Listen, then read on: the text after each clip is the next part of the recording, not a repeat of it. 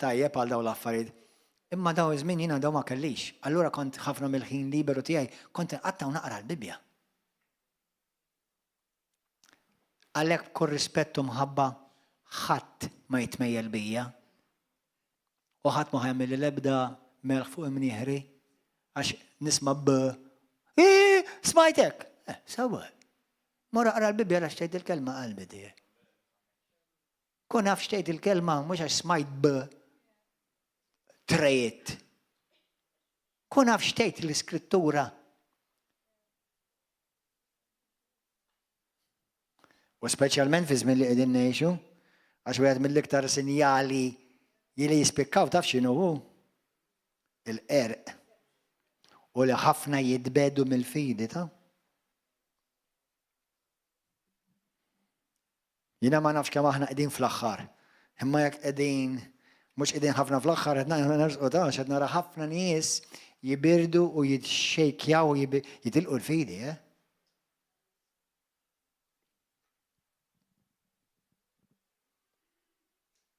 Mela, take this as a loving wake-up call, Make sure you know your Bible. Ġwanni 20. Vers 21. Ġwanni 20, vers 21. Imma mbagħad Ġesu tenna jgħidilhom, islim għalikom kif il-missier batlili, isimgħuha. Kif il-missier batlili. Hekk jien nibatlilkom. Isimgħuni aħwa. Intom tafu li jiena kontra assolutament li Kristjan jattakka, Kristjan, pastor, evangelist. Kontra assolutament. Però ħanejt jekk inti kattolku, tors ħares lejja, naf li għandek missa biħa, jekk ma toġobx lilek, toġob lili. Immisimgħuni. Il-kattolċi. Intom eżis saċerdoti qassasi. Intom eżis pastors, ministri tal-Vangelu. Kif intom qed tmorru? Ġesu ġie mibgħutek? Dak li tippritkaw. Ġesu pritkah. Dak li intom qed timmanifestaw. Ġesu jimmanifestah. U meta tpoġġi il-Kristjani kollha, inkluż lili. Għax aħna kollha l-istess salla u kollha quddiem l-istess salla jdu nidhru. Tibda tinnota dak x'qed jipritka, dak la Ġesu ma pritkaħ, għażel manifestaw. Dak lanqas. Dak mhux il-Ġesu biss qed jolli l-ruxma ta' turrun oħra razza radika tiegħu. Li wħol laqqas sammaħ biss il-Ġesu darba. Li wħol qed jgħid li Ġesu m'għadux ifejja. Hekk alla l-missier badu l-Ġesu. Jipritkaw daw erezijiet. Heresies jgħidu l-għam daw. Bl-Ingliż heresies, bil-Malti erezija. Ma nafx x'inhi l-osservanza tagħkom intom li taraw u taqraw il-kelma vera. Jekk intom tindundaw, jiena nemmen li bosta jippritkaw l-erezijiet. Jew Vangelu pastardjat, jew nofs Vangelu, jew biċċa Vangelu, jew Vangelu ieħor, jew mu Vangelu xejn. Meta tibda tarbel mill-kelma u fid-dawl tat-Testament il-ġdid, ħafna ma jixbħu xejn fix-xandir tagħhom kif Ġesu ġie mibgħuti xandar. Għaw xaħat il-notadi olli dek jek inti notajta, please.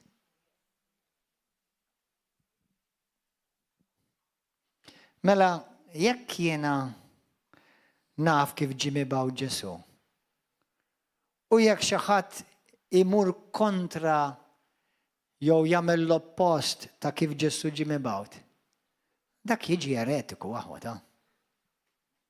U jista' jkun ta' kap evangeliku, ta' ma tagħmilx differenza. Morru fi ktieb ta' Luqa, kapitlu 4. Luqa 4. Imma marrizzaw dik Ġwanni 20 vers 21. Bħalma l-missier batlili, ek jien nibatlilkom. Luqa 4. Kulħadd jgħidha Ġwanni 20 vers 21. Bħalma l-missier batlili, ek jien nibatlilkom. Mela, vers 16. Ġi Nazaret fejn kien trabba Ġesu daħal fis-sinagoga tagħhom kif kien imdorri jagħmel nhar ta' Sibt. U qam biex jaqra. Taw f'idejh il-ktieb ta' Eżajja, il-profeta fetħu sab fejn kien hemm miktub u dan li ġej. Isma' l-ispirtu tal-mulej huwa fuqi. Għax hu ikkonsagrani u batni araw kif batu. Iħabbar il-ħelsin l-mjassrin. Aħwa. Id-dispieċi ngħid. F'Malta. Nista' noddon fuq id waħda min jippritka l-ewwel punt.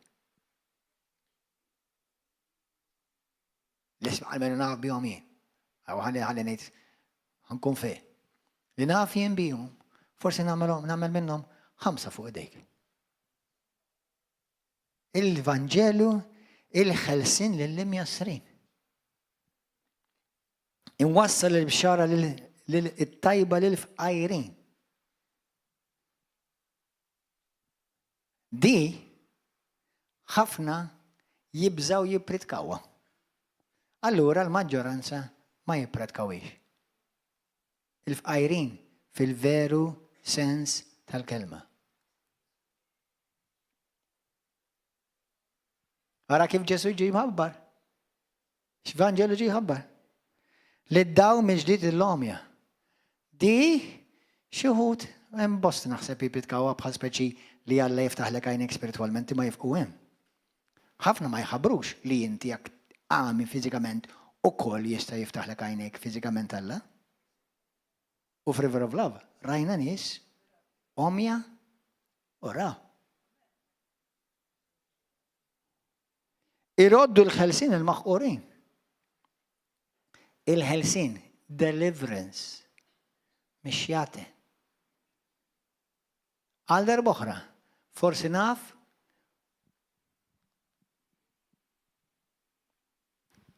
ta' kull denominazzjoni, minn daw kollha li jinsmajt, u li ewer minnhom, ħalli nagħti grazzja spazju għal dawk li ma nafx bihom jien. Forsi 5 jaqgħu li jipritkaw Vanġelu li hemm bosta li għandhom bżonn iħallsu mix-xitan. Ħafna taf jippritkaw illum u li dak minn moħħok mur wara psikjatra, mur psychologist. It's good, but it's not the gospel.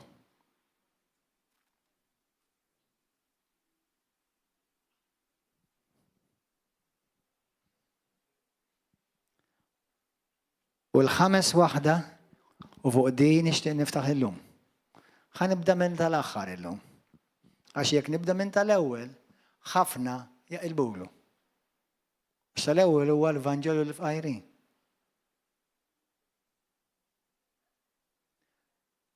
Isimgħuni. Morru istudjaw. Morru għabdu vers, daw żewġ versi. Daw żewġ versi għandhom 5 prinċipji. Morru studjaw dawk il-5 prinċipji. Araw xi jfissru kull wieħed minnhom. You'll be surprised what kind of gospel Jesus preached and what kind of a very different gospel many are preaching today. Tkunu xokjati x'tip ta' Vanġelu Ġesu ġie jħabbar u tqabblu mbagħad x'tip ta' Vanġelu bosta qiegħda ħabbru. Xi wħud xejn Vanġelu assolut, just New Age, moralizmu, jew liberalizmu, jew legalizmu. Xi wħud biċċa Vanġelu. U meta taqbad daw il-5 punti li profetikament ifisser il-grazzja tal-Alla, tara li bosta mhuwiex qed ixandru il-Vanġelu sħiħ. Issa, għal dawk li inkom tħobbu vera l-mulej u tħobbu l-kelma u ninkoraġġikom tixxenqu biex ikolkom il-biża' tal-Alla, jekk inti ma tippritkax daw il-5 punti, inti tippritka Vanġelu differenti, U hemm twissija għal min jxandar Vanġelu differenti.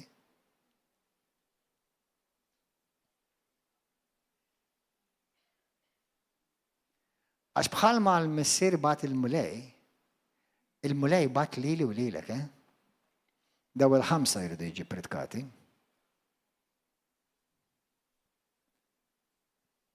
Naqbdu xi ħaġa żgħażagħwa?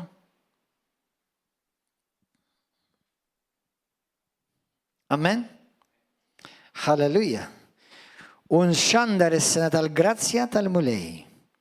Nxandar is-sena tal-grazzja tal-mulej. Illum fuq dik ħaniftaħ. Bl-Ingliż tgħidlek is-sena tal-grazzja tal-mulej. Tfisser isimgħu ħanidilkom bl-Ingliż.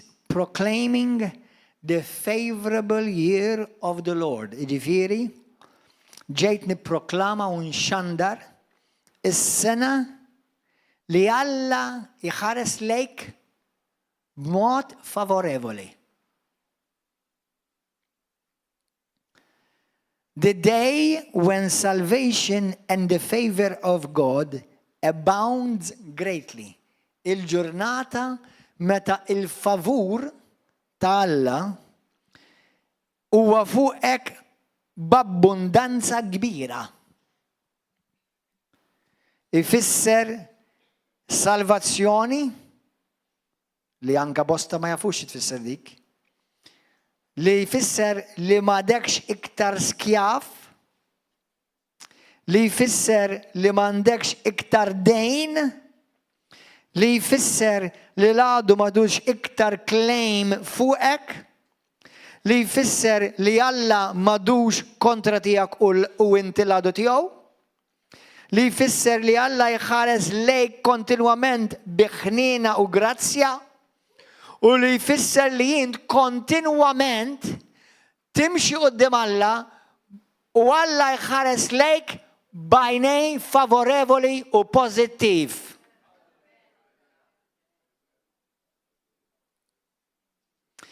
Kelma oħra għalija din il-kelma, il-5 punt, ta' daw il-5 punti bdejt mill-5 wieħed illum. Huwa hija il-kelma il-sena tal-ġublew. Ġili smajtuh ġublew? Il-ġubili? Il-ġubili. Tistgħu tmorru taqraw fuq il-ġubili f'Levitiku 25. Kienet festa li kull 7 snin għal 7 darbit, jiġifieri wara 49 sena, daw kollha li kellhom id-dejn jitħassar. Daw kollha li kienu skjavi jiġu rilisjati u ma jibqgħu skjavi iktar. Daw kollha li ġew moħuda xi ħaġa minnhom jirritornalhom lura. Isma' waħwa, fi ktieb tal-Lut kapitlu 4, Pawlu jgħid li aħna li għamilna tħallna fis-sabat il-kbir, jew fil-mistrieħ il-kbir. Li huwa tista' tgħid ukoll sinonimu mal-kelma ġublew. Il-ġublew letteralment isimgħu ħantikom daqsxejn laħam xaħsbu. Ġesu ġie nirringrazzja lill-Alla almenu hemm xi Kristjani li l-Vanġelu tas-salvazzjoni li inti tista' ssalva ma tmux l-infern, almenu ġie pritkat.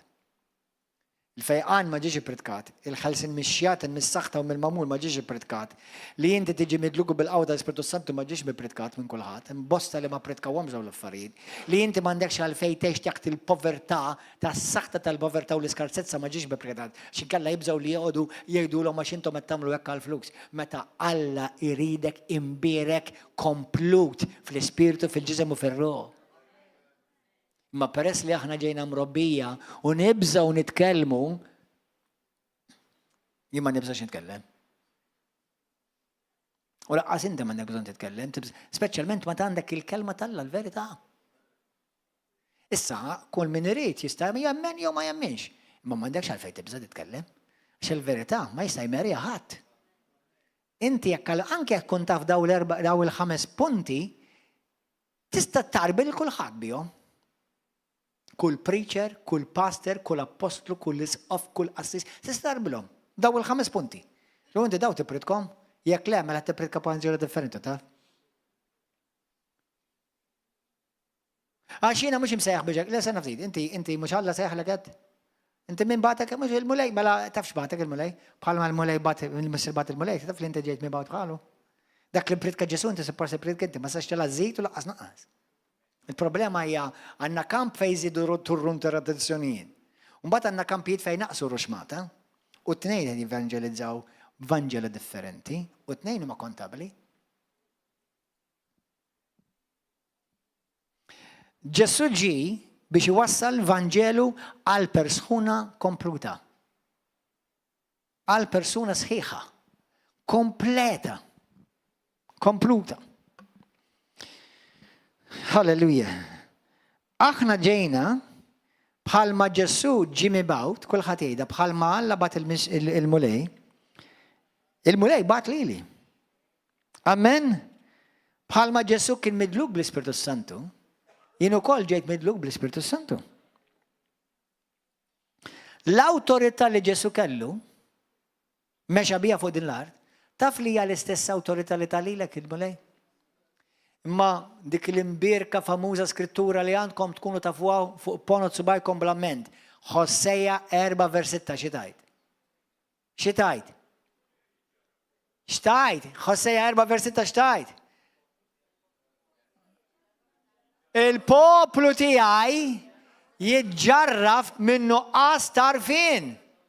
Mela Alla qed jitkellem mill-kelma tiegħu li suppost il-Kattolċi, Protestanti, Ortodossi, Evanġeliċi u dawk kollha li jgħidu jħobbu l-Ġesu jimxu wara Ġesu, qed jiġġarfu xorta waħda, forsi mhux kollha jintilfu u Alla ħares, jalla ħadd ma jintilef.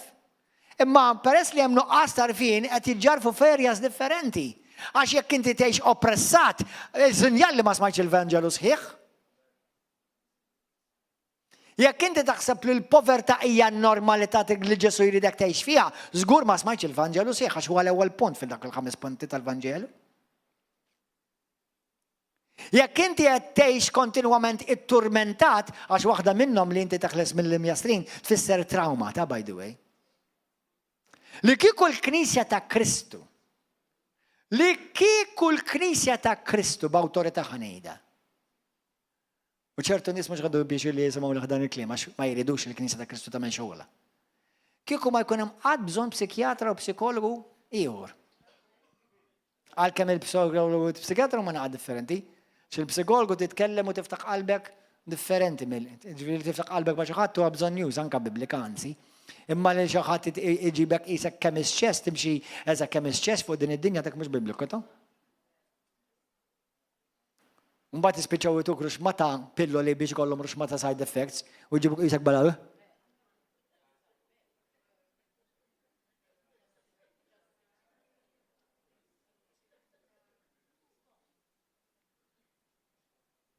Maybe it's too true, too scary to be true.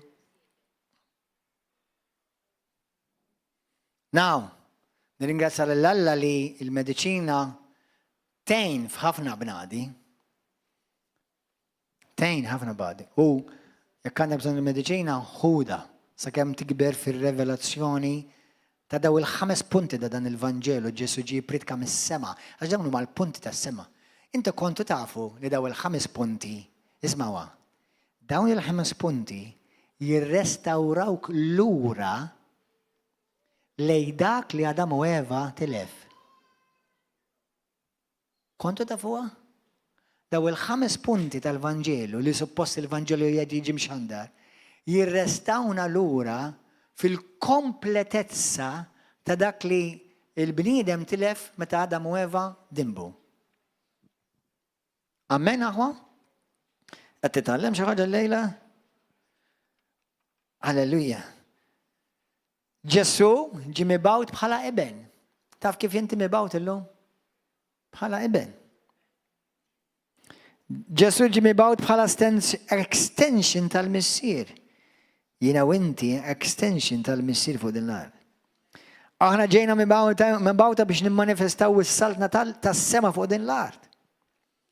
Biex inġibu restawrazzjoni sħiħa lill-umanità dak li tilfu permezz ta' Adam u Eva u missa ġi ristawrat totali komplut permezz ta' it-tieni Adam Kristu Ġesu. Skont l-ewwel Korintin kapitlu 15 vers 44 sa 48. Biex inġibu glorja lil Alla. Tiftakar Ġesu x'qal Ġwanni kapitlu 17. Missi. Ix-xogħol li inti tajtni jiena komplejtu. U bekk ġibtlek glorja.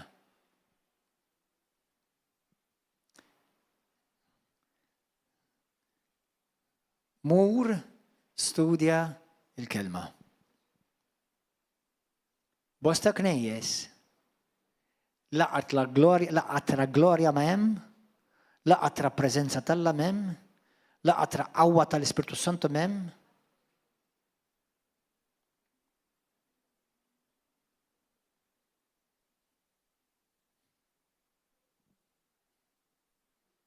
I've had experience.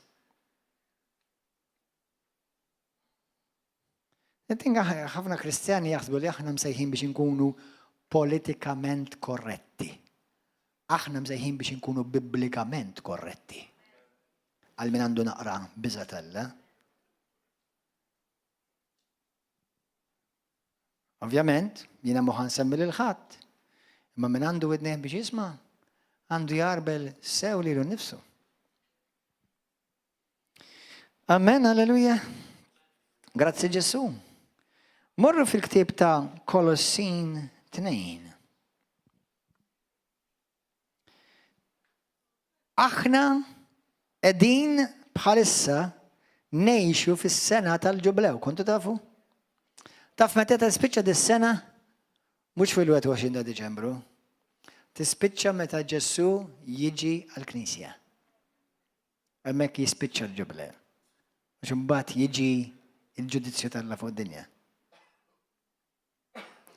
Imma ġieli, jiena u inti ġieli saqsejna forsi, imma mulej kif ħadħalli dal-ħażen kollu għaliex, meta ħad iġġudika d-dinja?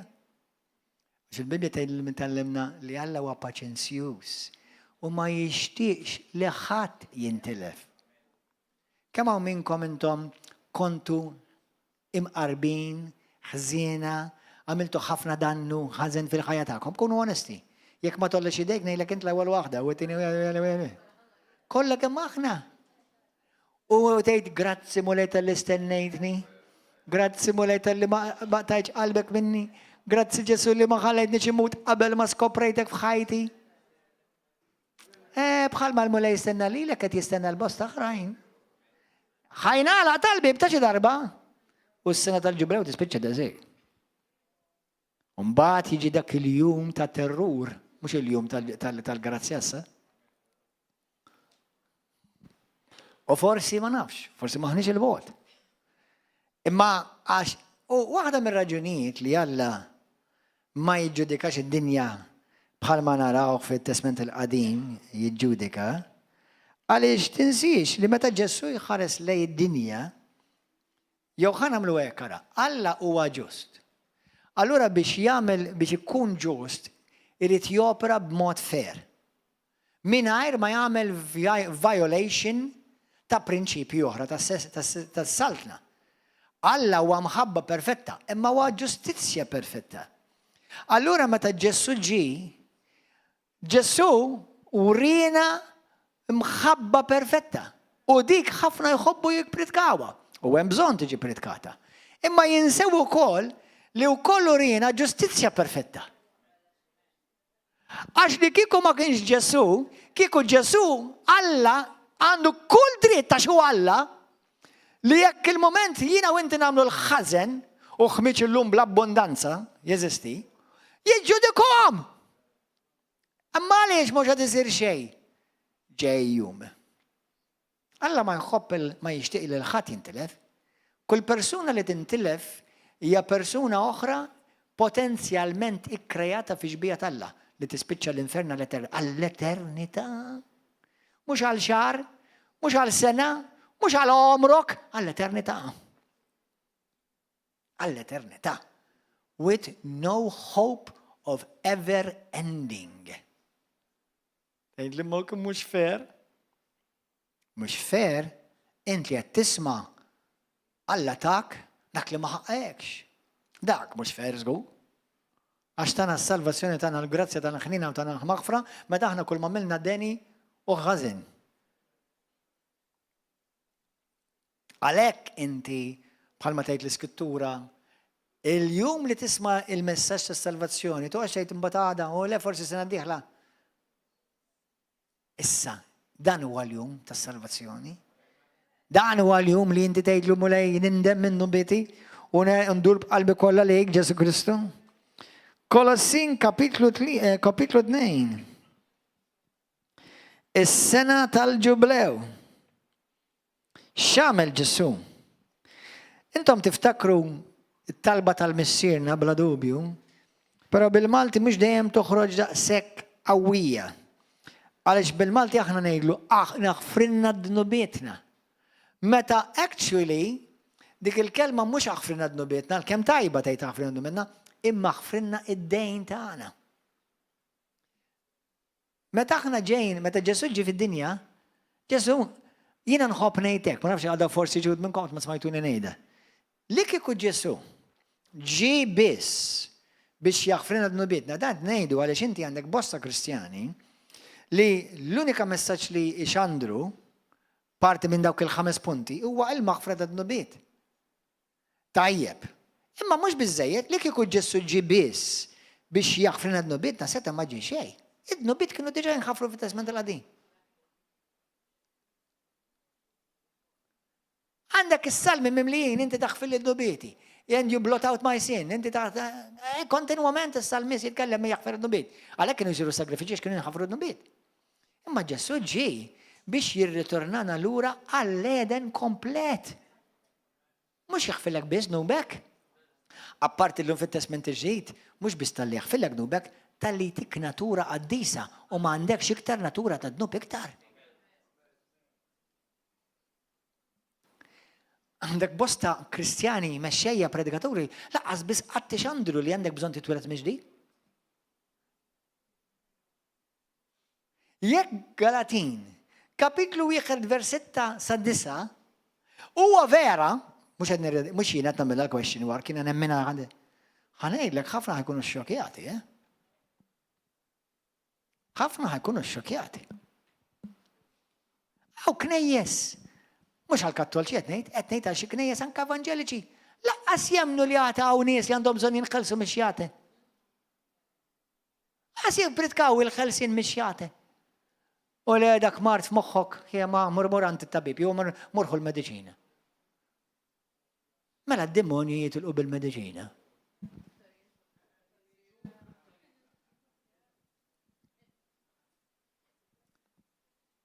Jasra, what a pity.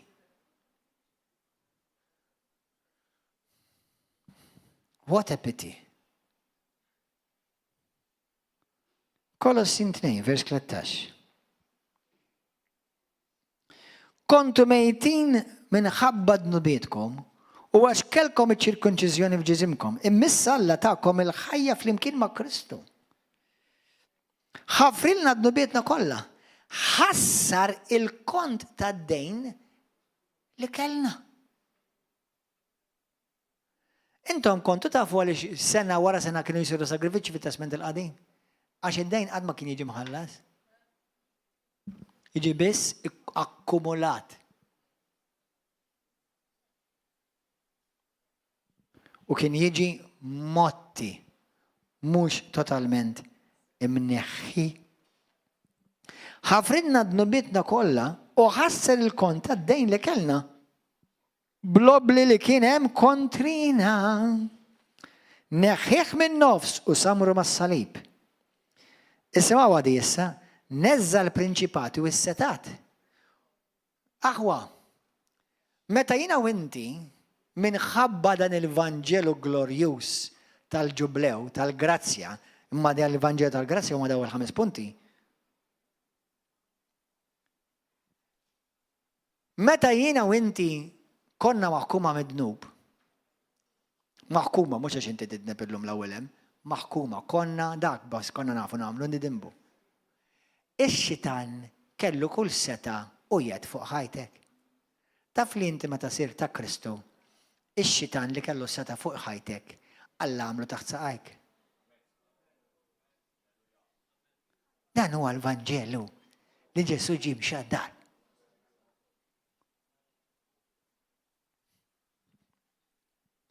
U nintaqa' ma' ħafna Kristjani li mhumiex parti minn xirka bħal River of Love.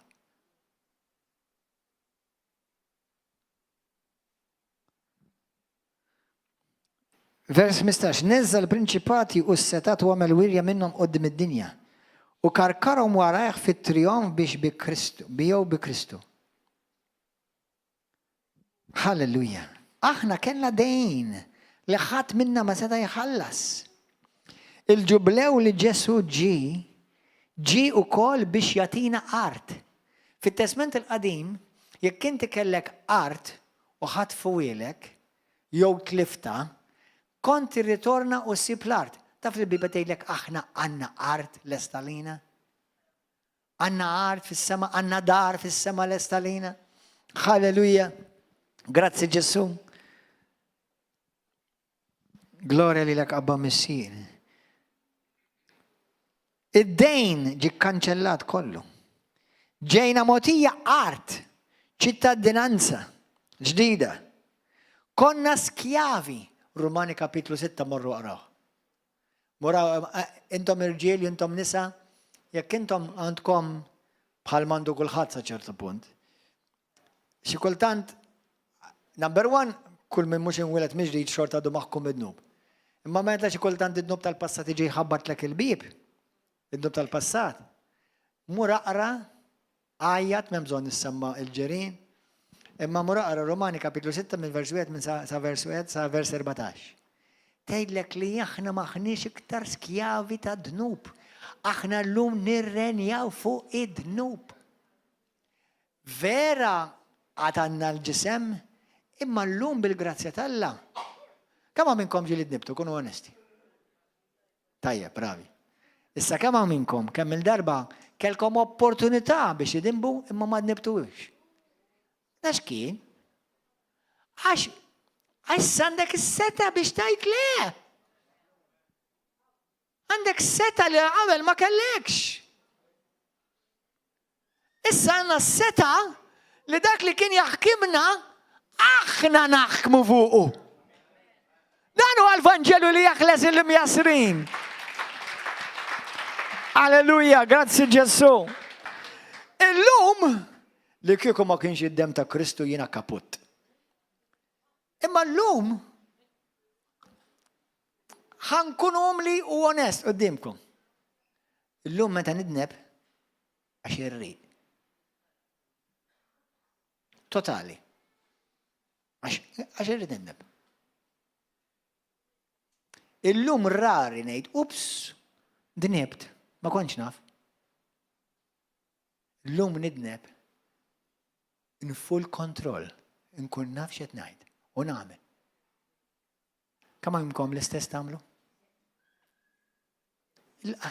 Issa tifhem għaliex jiena u inti ma nistgħux ngħixu fid-dnub. Għax jekk illum nażel li ngħix fid-dnub, illum qed unut li mbagħad inwaħħal f'Adam u Eva għax inti tagħmel għar minnhom. Dawk ċertu għarfien ma kellhomx inti għandek l-għarfien.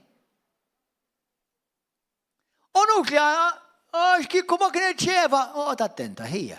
Għax illum permezz tal-li Ġesu għamel għalik, int daqs li kont daqs li kieku l-ewwel Eva. U meta tażlu l-num inti, il-Eva jkun tgħidilha jiena ħatja daqsik.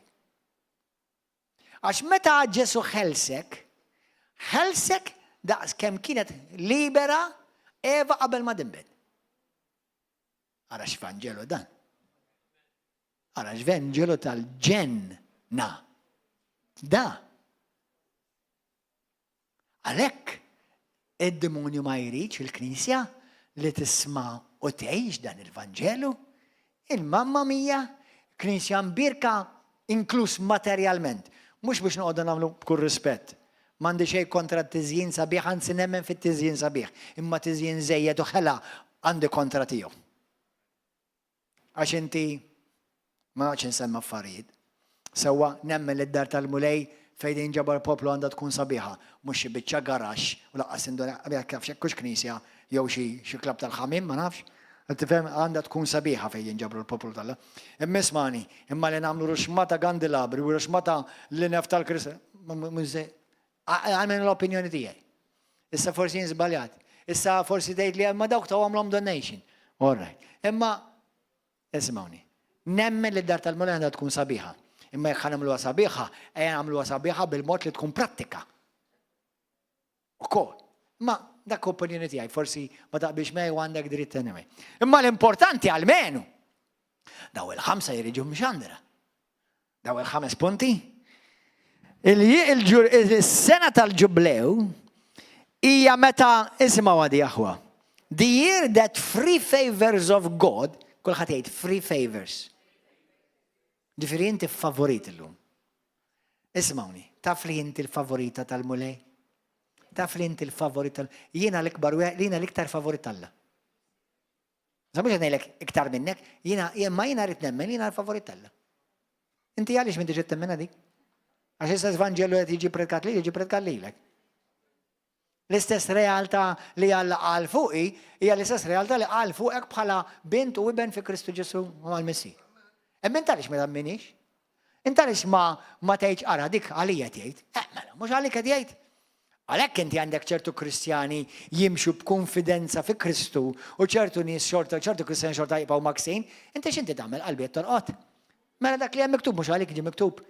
Aħna bl-Ingliż ngħidu meta xi ħadd imut. Ħallu will warahom. Inti taf x'will għandek li Kristu ħalla għalik. Kemm minna qed tutilizza? Għax daw il-5 punti kollha għalik. Kollha għalija għal minu ta' Kristu. Amen aħwa? Alleluja. Hija s-sena li l-favuri Alla jabbundaw fuqek b'mod esaġerat. Alleluja. Fisser li inti tgħix Alla ma tħares. Jiena u inti forsi ma nistax nifhmu għadi. Jiena u inti fil-ġisem, fin-natural. Anke jena xi kultant nibda ngħid imma mulej sorry ta' dejjaqtek. Ħana nerġa' niġi ngħidlek sorry fuq dik il-ħaġa u aħna naħsbu li Alla tiżhom xi kont. Meta Alla laqqas iżhom l-ebda kont. Ismajnija, nemmennija ma moħħna għandu biċċa problema jirrikonċilja. Ma kif jista' jkun Alla nisa kollox allura dak kollha li għamilt jien. Għandu l-amnizja. Ibgħati bl-amnizja malej. Kif jista' jkun kollox nisa mill-biraħ law? Jekk inti ndimt, kollox nisa daqsik qatt ma miltu. Dik. Toqgħodx gergwa, mara ħin meta ninsa xi ħaġa, Alla kollox jinsa.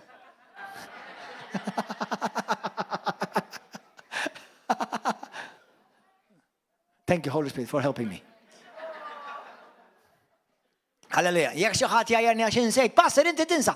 Anke Alla li inti anke dak hu jinsa. Anke Alla jinsa. Tara n-nisa kemm hawn minnkom għandkom l-irġiel tagħkom jinsew. Irġiel kemm hawn minnkom għandkom nisa tixtiequ li jinsew.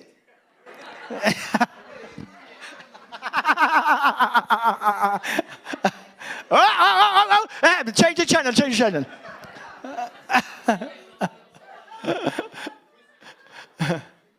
All right, hallelujah. Praise God. Gloria lil mulej. Eżis aħwa, ħanaqralkom skrittura li hija familjari għalikom ta' morru fit-tieni Korintin. Praise and worship, come. Morru fit-tieni Korintin. Dal-Vanġelu, punt wieħed, il-Vanġelu lil-fqajrin, letteralment, Alla jrid jeħilsek mis-saħta ta' povertà. Number 2, li jiġi u jipproklama il-maħfra ta' dnubiet u jirrilisjak, għax il-kelma maħfra tfisser jirrilisjak. Jeħilsek. Mill-inti ma tibqax skjaf ta' dnub. Li inti ma dakx iktar taħt kondanna. Li inti issa ġejt irrilisjat minn nuqqas ta' maħfra. Dnubiet kollha ġew maħfura.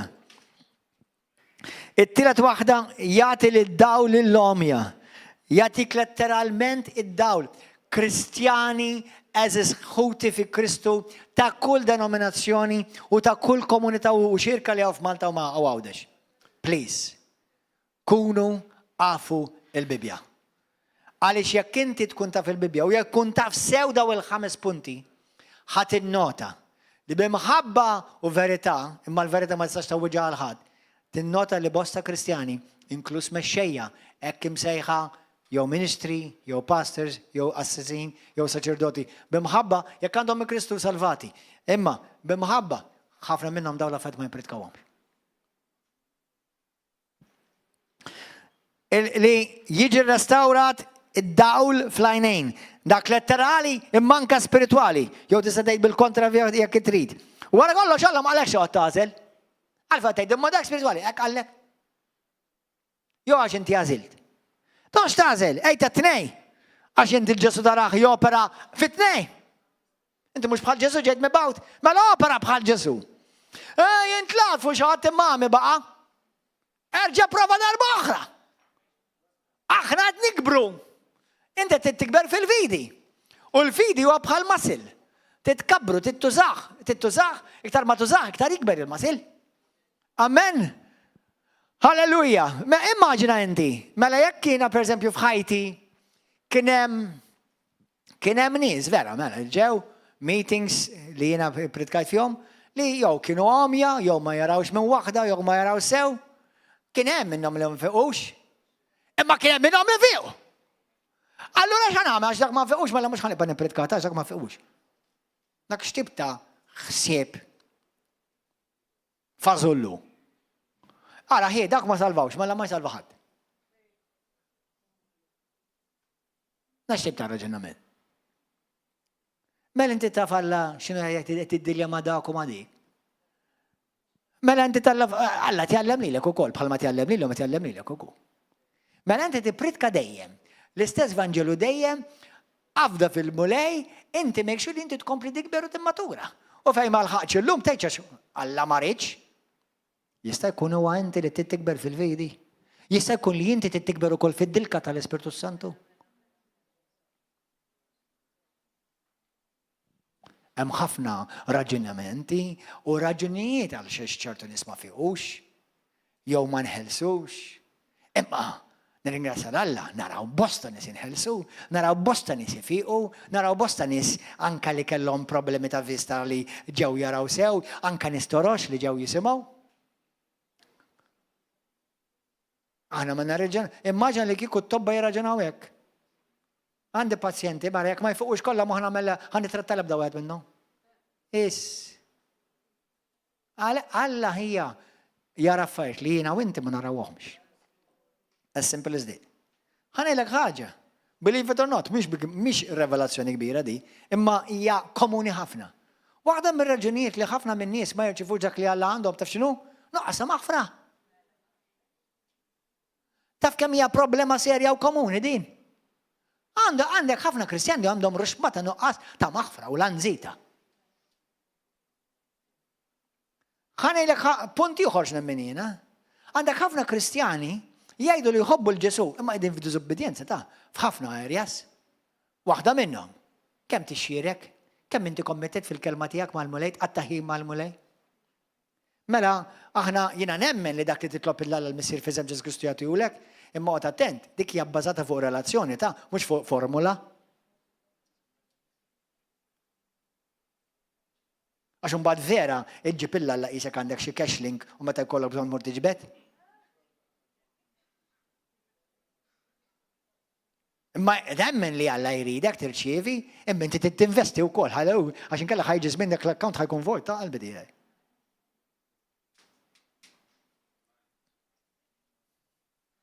Amen.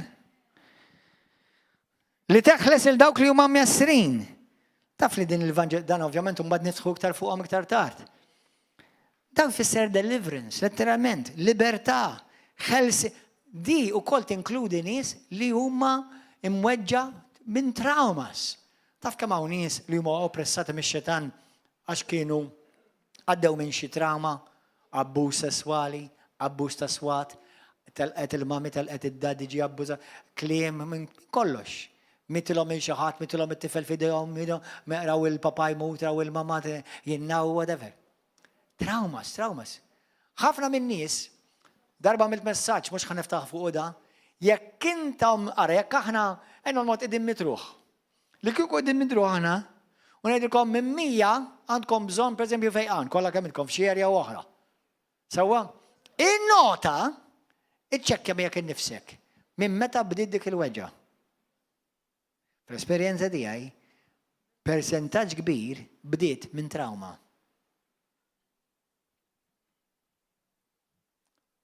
Mart, bosta Kristjani, bdiet il-mart la minħabba d-demonju u laqqas għax Alla ma rċevejek, imma minn trauma. Waħda mill-affarijiet li tikkawżalek id-drawmi hija inkwitto, tinkwita, tkun ansjuż. Taf li l-ansjetà tmardek? Taf li l-ansjetà fil-veru sens tal-kelma tmardek fiżikament? Inti titallem, tkun I don't care fuq daw l-affarijiet. You care about God and you care about your brothers and sisters. Imma mbagħad xejn il-bniedem you have to completely not care. That's it. Il-lejla jiena bdejt intellaw niżel tgħid nilbes misa żgur ħajadu li xi ħaġa ġi komment. Ġi qalbi qed jiena wara kollox jiena lili toġob. Intom ilbsu li tridu basta tilbsu deċenti. Sewwa, kulħadd joġob li. Jiena żgur ma kontx kun tajjeb qasis kattolku, l-iswed dejjem ma joġobnix. Jiena nħobb ħafna kuluri. Jiena l-ġenna tiegħi id-dar tiegħi kollha kuluri, il-gwardarobba tiegħi hija ruxmata kuluri, kuxmata. Nħobb il-kuluri. Dnub nħobb il-kuluri, jekk hija lilek tibboderjak, ma lent ilbes l-iswed, jiena nilbes il-kuluri. M'għandi xejn kontra l-iswed għax nħobbu ħafna l-iswed u ngħidlek il-verità jixraqli. Toqgħodx tajr.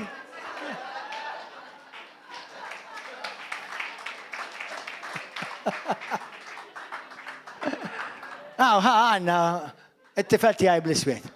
Dak nofsu iswed, dak griskur. Ja, lejja ġobni iswed, illa kemm inħossni smart bl-iswed, ma marriċ ngħix ħajti dejjem iswed. Ja, ħobb il-kuluri. Amen. Għax intem tinnotaw li fil-ħajja tagħmel x'tagħmel ħassib il xi ħadd irid jgħid xi ħaġa. Mela ħantik xtejt, kompli jgħid. Amen. Ejx għal Kristu. Għamel is-sewwa. Ara jekk tagħmel is-sewwa ħajjgħidu kontra tiegħek. Jekk tagħmel ħażin ħajjgħidu kontra tiegħek u jekk ma tagħmel xejn ħajjgħidu kontra tiegħek xorta. Mela għamel is-sewwa woġob il-Alla. That's it. Amen, għamel is-sew. Għammek għamnek l-oħtar għal-bira, illum bdejt nara l-video tagħha fuq it-TikTok. Għalet hija xi ħaġa bżija sabiħa li mara tilbes deċenti. Tfajla ħelwa. Imma u libset deċenti. U xorta ħelwa baqgħet. Għandi ringrazzjal ma tiġi binti dik. Imma mhux xorta ħelwa. Hemm bżonn tilbes isek jinnaf xi xkora. Jon kellha tilbes il-biċċa kbira ta' ġismek mikxuf. Sabiħ, ma mhux ta' ġejt għalik ta'. Mhux ta' unura għalik. U hawnhekk wieħed dan dnub ieħor nixtieq li l-Kristjani kieku jaqbdu d-revelazzjoni ta' di. Taf ħafna kemm jagħmlu dnub għax jimxu fid-diżunur. Aħna parti minn familja reali ħawda. Aħna s-saltna hija, l-atmosfera tas-saltna tal-lajja royalty. Royalty. I love royalty. I love royal things. I love the royal concept. I love those things. Alla reali. Aħna poplu reali. Aħna kull ma jkun, kull ma namlu għandu jkun the best. We've got the best God. The best gospel. Amen, hallelujah. The best Savior, Jesus Christ. We should be the best in everything. Mux kompetazzjoni lejħata. Imma xekk Alla jixraq il-Sejdna. Kompetazzjoni lejħat. Imma Alla Sejdnek jixraqlu. Amen, hallelujah. Thank you, Jesus. Jekk anke għandek scars, feriti tal-passat. Kemm hemm affarijiet aħwa ħasra l-mulej ġi li ku kelli ara l-Vanġelu tal-lum batt il-5 prinċipju minn daw il-5 punti. Ġi Ġesu biex jannunċja il-ġublew. Ġesu għal-ġublew. Ħallaslek f'dik mid-dejn kollu l-kellek. Mill-mart ifejqek. Mill-oppressjoni tax-xitan u minn kull claim tad-demonju fuq ħajtek jifdik totali. Biex inti tgħix bħal Ġesu ieħor fuq din l-art. U permess jekk tgħix hekk bħala Ġesu ieħor fuq din l-art, tmur tagħmel l-istess xogħol u xandar l-istess Vanġelu li Ġesu ġie mibgħut ixandar. Dan huwa l-Vanġelu tas-saltna tal-grazzja ta' Sidna Ġesu Kristu. Amen. Infatti anke jekk meta tinnota Ġesu meta jitkellem, ma jgħidilhomx ħajjin ħafrulek dnubietek. Mur dnubietek tiġi maħfura. Ma jgħidilhomx ara ħadd fiq mur tiġa mfejjer. Because il-ġubilew, is-sena tal-grazzja, ir-restawrazzjoni kompluta, kompleta kif kien fi żmien ta' Eden.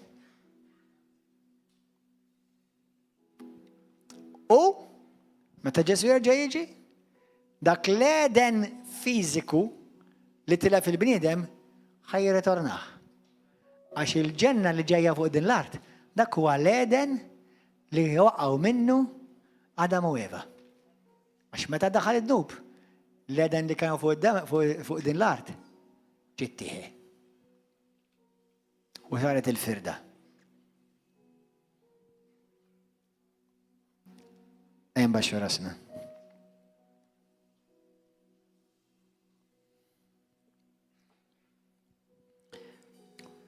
Nħeġġiġkom eżaħwa Maltin u Għawċi. Ħuti fi Kristu.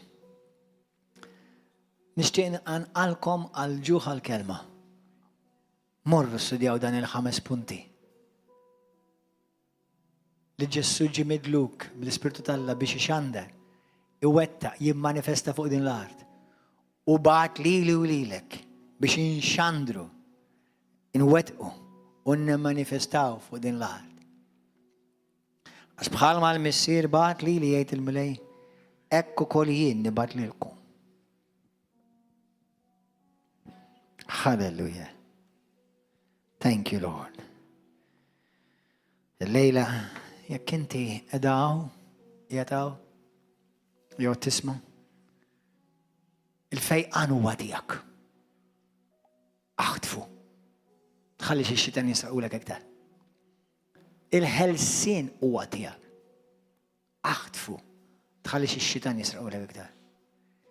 Li kollok id-dawl tal-la jammar fik revelazzjoni tal-Ispiritu Santu u anka kollok id-dawl fajnejk jekk għandek bżonn. Aħtafa. Dan huwa tiegħek. Jekk għandek bżonn li tinħeles mill-ħakma ta' dnub u vizzju, aħtafa għax Ġesu ħelsek u ħallaslek id-dejn kollu. Jekk inti għandek problemi finanzjarji, ma tistax tieħu r-ruħ. Anka dik il-mulej ġi biex jħelsek minna. Ġik hija parti mis-saħħta li Ġesu ħelsek minna u ġi biex jeħilsek minn taħta. Għalhekk Ġesu sar saħħta lejna biex aħna nirċivu l-barka b'abbundanza, grazzja b'abbundanza u favur li ma jonqos qatt. Jekk inti l-lejla tgħidli pastor, nixtieq għall-ewwel darba f'ħajti nagħti Ġesu il-ħajti. Il-Ġesu ngħidlu biex jiġi u jsir is-sit tiegħi u l-mulej tiegħi u s-salvatur tiegħi, il-ħellis tiegħi li jfejjaqni. Nixtieq ngħidlu jiġi f'ħajti u jinvadili qalbi, moħħi, sibieti. Jekk dal-persuna janti il-lejla tixtieq is-salva, dnubietek ikunu maħfura. M'hemm l-ebda kundann iktar fuq ħajtek. M'hemm l-ebda kundann iktar fuq ħajtek. That's it, xejn, that's it, ħieles. Jekk Ġesu ħelsek, tassew vera tkun ħieles. Imma jekk jeħilsek Ġesu. Jekk tipprova teħilsek ir-reliġjon ma tkun ħieles qatt. Jekk jipprova jħilżek il-bnedem ma tkun ħiles qatt. Imma jekk jħilżek Ġesu. Tkun tażew ħiles. Għaw xi ħadd illejla li dan jien pastor jitlob għalija. Dawk kollha li intom fuq Facebook u YouTube u televiżjoni tgħidli dal-persuna jiena. Ejdu t-talba warajja minn qalbek, ejdu t-talba warajja minn qalbek, ejda minn qalbek imma. Ejda minn qalbek. Messi Qaddis. Grazzi tar-rikkezzi kbar li inti tajtni f'dan il-Vanġelu glorjuż ta' Ġesu. Il-Vanġelu tal-grazzja. Il-Vanġelu tas-saltna tal-grazzja tas-sena tal-grazzja tal-mulej. Il-Vanġelu tal-ġublew. Li dak kollu li jintlift minħabba dnub ta' Adam u Eva u anke minħabba dnub tiegħi. Inti ġejt biex tirrestawra ħuli kollu f'ħajti mulej. M'għadekx l-għadu tiegħi u laqqas jien m'għadni l-għadu tiegħek. Għaliex inti issa ħabbibtni lura miegħek permezz ta' Ġesu, għamiltni ħaġa waħda miegħek fl-Ispirtu Santu. Mulej, dak kollu li inti ġejt biex tħallas għalija fuq is-salib. Illum jien nirċeviha bil-fidi. Nirċevi ħelsin mill-faqar. Nirċevi ħelsin minn kull oppressjoni tax-xitan. Nirċevi ħelsin minn kull dominju ta' dnub fuq ħajti. Nirċevi dawl tal-Ispirtu Santu f'ħajti. Nirċevi lura l-ħbiberija sħiħa li jiena ġejt imsejjaħ biex ikolli miegħek Alla Qaddis permezz ta' Ġesu. U nemmen b'qalbi kollha li inti Alla m'intix iktar l-imħallef tiegħi, m'intix irrabjat lejja, anzi tħobbni. Salvajtni, ħlistni. Dan il-Vanġelu li Ġesu iġib lili.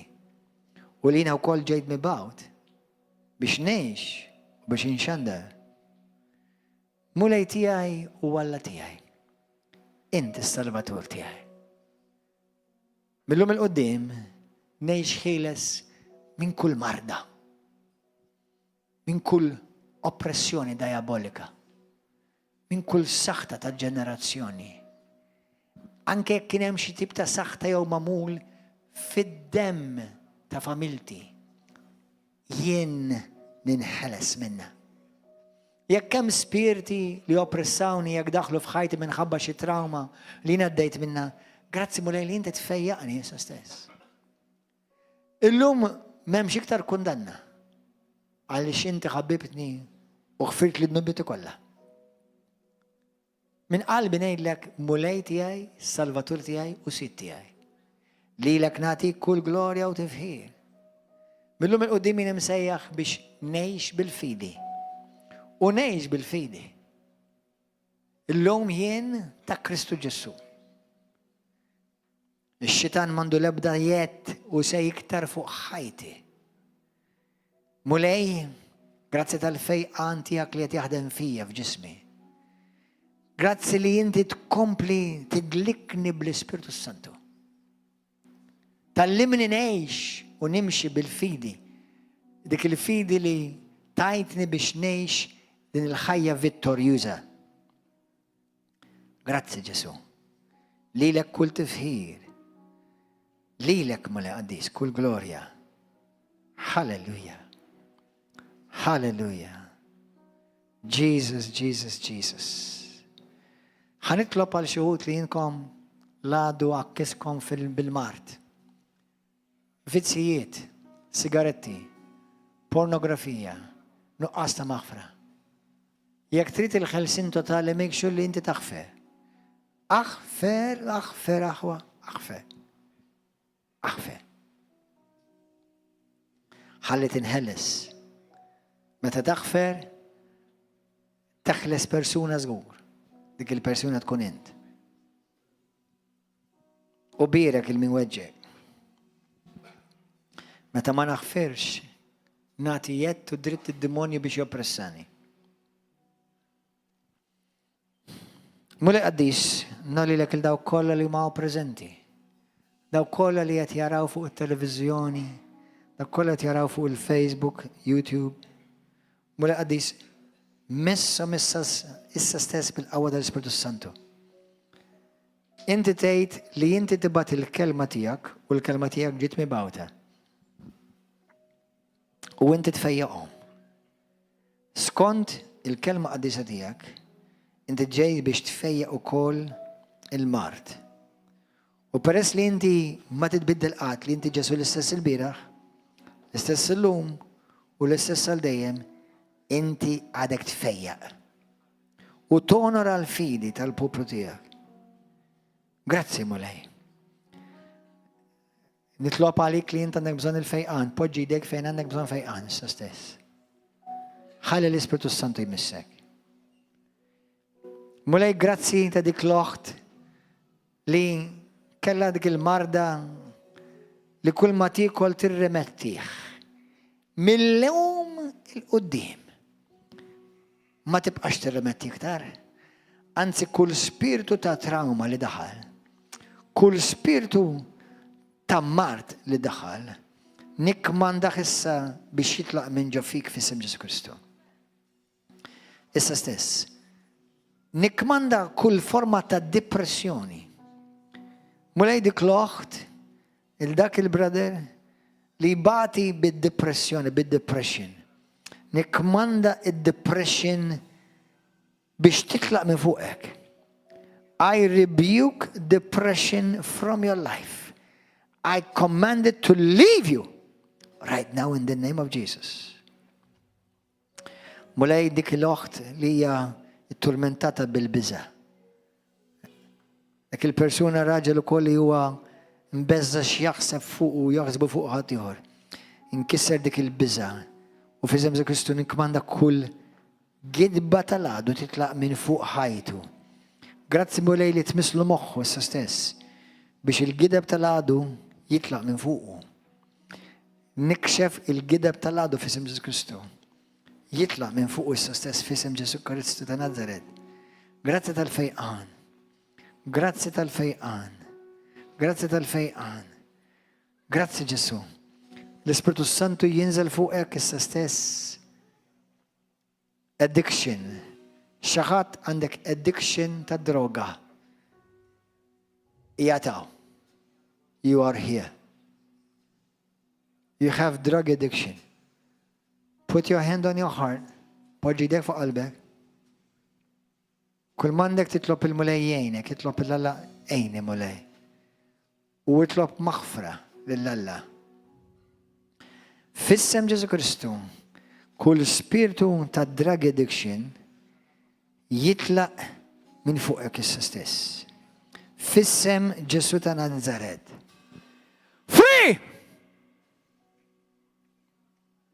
Be free! Il-qawwa tal-mulej tmissek issa stess. Il-qawwa tal-mulej nar fuqek, il-nar tal-Ispiritu Santu jinżel fuqek. Il-nar tal-Ispiritu Santu jinżel fuqek. Għaw persuna li qed tarani bħalissa u qed tgħid jien nixtieq niġi, imma nibża, naqta' qalbi. Il-mulej qed jisma' talbek u millum il-qudiem inti tqum minn postok, tagħmel kuraġġ u jitlaq il-biża' kollu minn fuqek f'isem Ġesu Kristu. Ħatimxi mal-mulej twettaq il-pjan tal-Alla fuq ħajtek f'isem Ġesu Kristu. F'isem Ġesu ta' Nazaret. Sabro kalande kihi sata. Saku sikilana. Sinclair. I think Sinclair here għaw xaħat Sinclair għawnek. Sinclair. Kaw xaħat Sinclair? Sinclair. Għaw xaħat Sinclair. Sinclair. Was probably at a segwi dan il-video. The Lord is touching you right now. I just received this name in my spirit. Sinclair. Sinclair. Be free in the name of Jesus. The Lord loves you. الملاي يحبك. Sinclair, you've had doubts. You have had doubts if these things are real. And the Lord is showing you that these things are real. Nistidnek tiġi u tagħti xhieda ta' dak li l-mulej jagħmel f'ħajtek issa stess. Ġesu jħobbok, Ġesu sejjaħlek bismek. Sinclair. Sinclair. Sobra kata xata. I-provide ħafna affarijiet u ma sib xejn ta' għajnuna. I-provide ħafna mezzi u ma sibx risposta. Illum Ġesu huwa r-risposta tiegħek. Il-mulej juri l-qawwa tiegħu miegħek. Il-mulej jħobbok. Il-mulej jeħilsek Sinclair f'isem Ġesu. In Jesus' name. In Jesus' name. In Jesus' name. Sobra katala sindara babrukutu sata. Rakalana masotu kalamanda. I also hear another word, and the Lord is touching this man. But I don't think you're here, because I know that there's somebody with this name here. Jason. Jason. The Lord is touching you right now. You're watching this video. Jason, you're watching this video. The Holy Spirit is touching you right now. The Lord is touching you right now. Ibda ringrazzja l-mulej ta' dak il-mulej jagħmel fik. Fissem Ġesu Kristu ta' Nazaret. Fissem Ġesu Kristu ta' Nazaret. Fissem Ġesu Kristu ta' Nazaret. Jason, u kun infejjaq bil-qawwa ta' Ġesu Kristu. U kun infejjaq fissem Ġesu Kristu. Jesus. Di mhux bil-qawwa tal-bniedem, mhux bil-ħerf tal-bniedem. Din hija bl-opra tal-Ispiritu Santu biex jiġi glorifikat Ġesu u jiġi mod ix-xhieda li Ġesu Kristu huwa ħaj. Kulħadd iqum janqimu lill-mulej. Thank you, Holy Spirit. We're going to worship the Lord before we go out of YouTube. Let's worship the Lord right now together. Ayan, imul mulej. U jakkaw xaħat li għandek bżon fejqan, xelsin, tistaw tipparabaraw ruħkom biex tiġu hawnhekk għat-talb, ħalla li għamini xie jiġi għat-talb. Ruka sita la baba broku rudu bussala mandara jessi. Let's go, my guys.